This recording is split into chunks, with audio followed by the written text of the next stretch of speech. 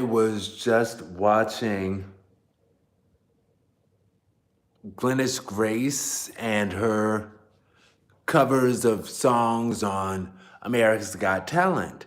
And there was like Glennis Grace's, all of her songs on America's Got Talent.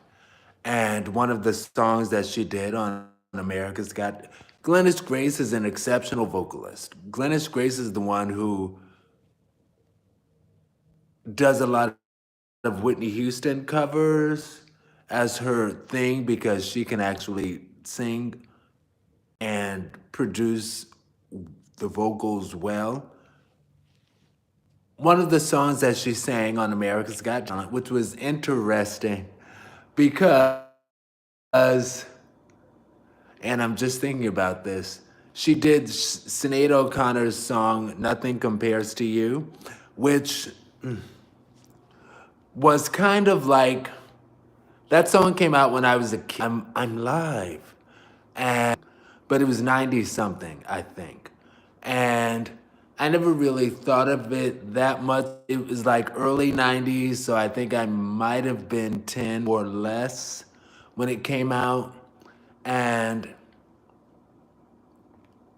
I didn't really care too, just her head and her facial expressions as she sang to Glennis Grace sing the song, and Glennis Grace, wanting to showcase her vocal prowess and her ability to belt.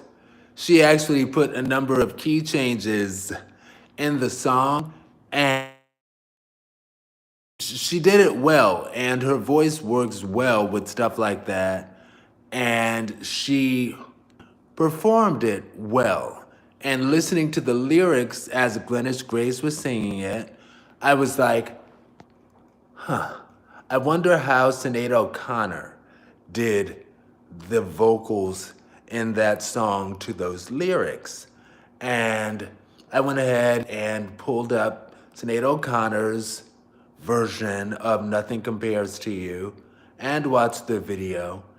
And I always talk about grown folks music, right? Like that song is yet another example of grown folks music. And I really like listening to the lyrics, getting into the lyrics, and yes, her facial expressions, kind of trying to ignore her facial expressions because she's a good actress like that. And I was like, I didn't want to be pulled into her facial expressions while listening to the lyrics. I wanted to see how her lyrical delivery moved me in the songs.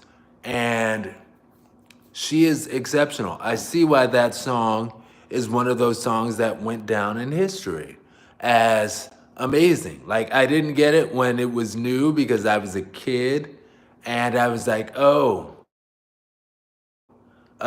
head, cool. But now it's like, I get it. I get it. Oh my gosh. And when she talks about, in the second verse, dealing in this relationship's demise and singing to him that nothing compares to you. She talks about how she said, I could put my arms around every boy I see, but it only reminds me of you. And I'm like, oh my gosh. Because, like I said, I didn't get it when it was new, but now as a grown and some would say old man at 41, I'm like, oh my gosh, I get it. I get it, like I could put my arms around every boy I see, but it doesn't, nothing, it would only remind me of you because nothing compares to you. Like, yeah, I told y'all I'm off the market, okay, completely. And anyway, I don't even want to speak to that. I will just say, I get it. Oh my gosh, do I ever. And in the third verse, because it wasn't a bridge, it was a third verse. In the third verse, when I think, I don't know, but I think what she's doing is saying what he would sing to her. I don't think she's maybe she was like I don't remember if that was like her thing, like being an open lesbian, because we did start getting people like that back in the 90s.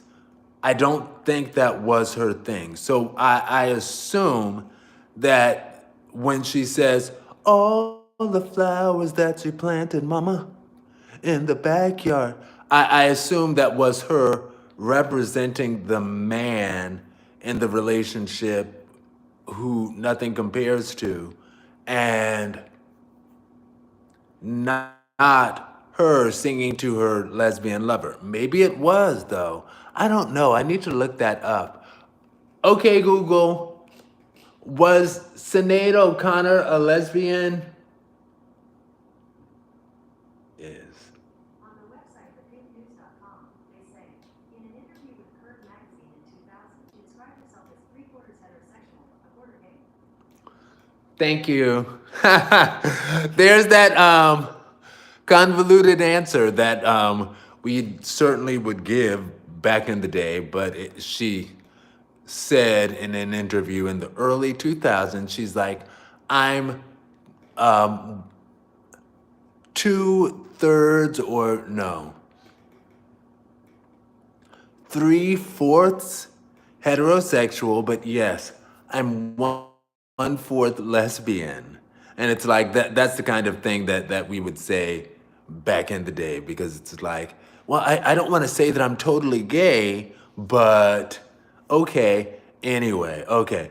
All of that to say, clearly on the song Nothing Compares to You, she was not singing about a lesbian love. She was, when she said, all the flowers that you planted, mama, in the backyard, she was singing from his perspective, her 3/4 heterosexual male lover's perspective, right? And but, oh my gosh, when she says, all the flowers that you planted, mama, in the backyard, all died when you went away.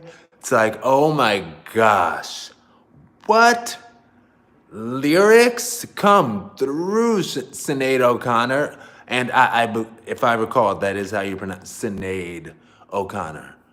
And I was literally sitting in this very room with tears in my eyes, listening to that song. And it's, yeah, yeah. Nothing compares to you. 'Cause nothing compares to you. And it's one of those songs, I don't want to seem like I'm speaking, it's one of those songs that you can take the lyrics anywhere as long as you connect with the lyrics in the way that it needs to be connected with. Yes, you can do anything with those lyrics. And Sinead O'Connor, like,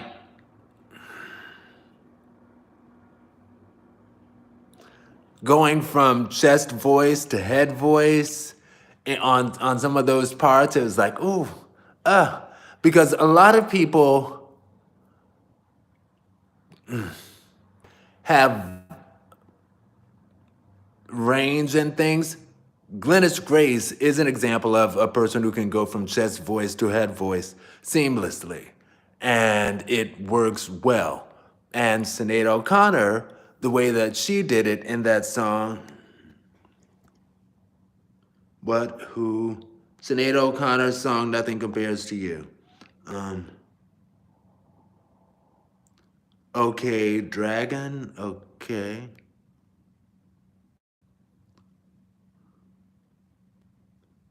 I give you some love.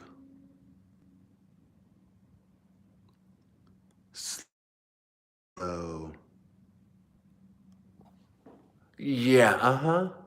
So, yep. Anyway, how many minutes?